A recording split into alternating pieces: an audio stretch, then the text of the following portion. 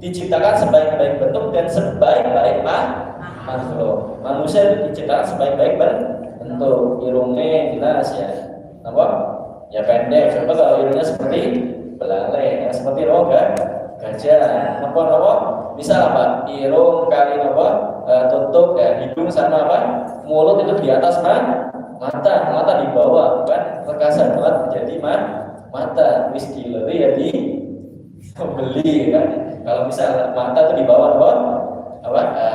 Mulut dan di hidung. Tapi itu diciptakan sebaik-baiknya.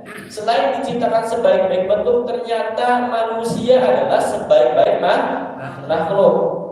Maka kata Imam Ar-Ramli dalam kitab Nihayatul Muhtaj bahwasannya manusia adalah makhluk yang paling baik, makhluk yang paling utama. Bahkan Imam Qarafi itu mengatakan ya, ini Imam Nawawi dalam Syarh Sahih Muslim mengatakan bahwasanya keyakinan Ahlus Sunnah wal Jamaah itu manusia bisa lebih mulia dari malaikat. Itu keyakinan Ahlus Sunnah wal Jamaah, manusia bisa lebih mulia dari malaikat. Yang tentu lebih mulia ya nabi, ya kan? Nabi, karena sudah saya pernah terangkan, nabi, rasul itu imannya apa? Ingat ya Pak? Imannya nabi dan rasul itu naik terus. Tapi kalau malaikat itu apa? Biasa, stagnan. Tapi kalau manusia biasa naik dan turun. Makanya manusia itu bisa lebih mulia dari malaikat. Ya, jelas yang paling mulia manusia adalah Nabi Muhammad Sallallahu Alaihi Wasallam. Ya. Bahkan Imam Qarafi itu mengurutkan makhluk yang paling mulia. Yang pertama adalah Nabi Muhammad Sallallahu Alaihi Wasallam. Yang kedua ulul azmi, yang berikutnya Nabi Ibrahim, kemudian Nabi Musa, kemudian Nabi Isa, satu lagi Nabi Nuh, itu kan ulul azmi. Setelah itu rasul yang lain, kemudian nabi, kemudian baru malaikat. Itu Imam Qarafi mengatakan demikian ya. Jadi manusia adalah sebaik-baik makhluk, sebaik-baik makhluk. Malikin nas, ilahin nas, apa? Sesembahan. Sebelum itu malikin nas apa tadi? Raja manusia. Kalau raja Pak, kalau hamba artinya kan aslinya abdun itu kan hamba aslinya budak artinya budak. Maka kalau ada raja memanggil budaknya, kira-kira kalau dipanggil raja, sang budak pasti menghadap atau enggak?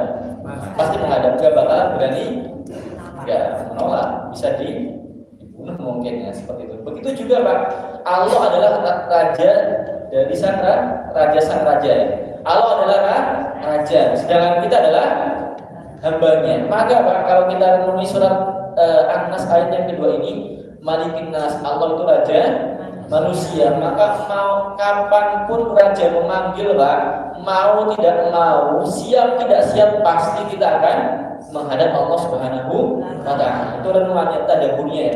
Allah itu raja manusia. Maka kapanpun Allah memanggil, karena Allah adalah sang raja, maka kita pasti mau tidak mau akan menghadapnya. Maka mari kita siapkan bekal ya Bapak Ibu ya, untuk hari esok ketika kita dipanggil oleh Allah Subhanahu wa Ta'ala ya. Bapak Ibu yang dirahmati Allah Subhanahu wa Ta'ala, ini bisa jam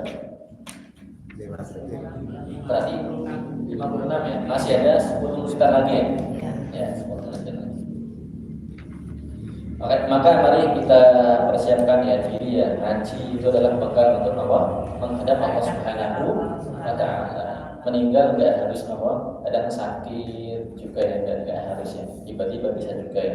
Bahkan pagi saya kemarin ya, saya mau ngisi di Pengadukan sana habis maghrib itu udah mau jalan tuh ditelepon ya, qadarullah ditelepon Pak Di meninggal dunia. Akhirnya saya enggak jadi hadir ya, karena harus ngurusi pemakamannya. Padahal Pak dan bude saya sudah meninggal dulu. Padahal yang sakit-sakitan adalah Pak D saya. Tapi malah yang meninggal dulu bude saya. Padahal dia nggak sakit-sakitan. Ya. Tapi gitu ya, karena meninggal itu nggak harus sakit-sakitan ya. Bapak Ibu yang dirahmati Allah Subhanahu wa Ta'ala, ilahinas, sesembahan manusia. Tadi Allah mengatakan bahwasanya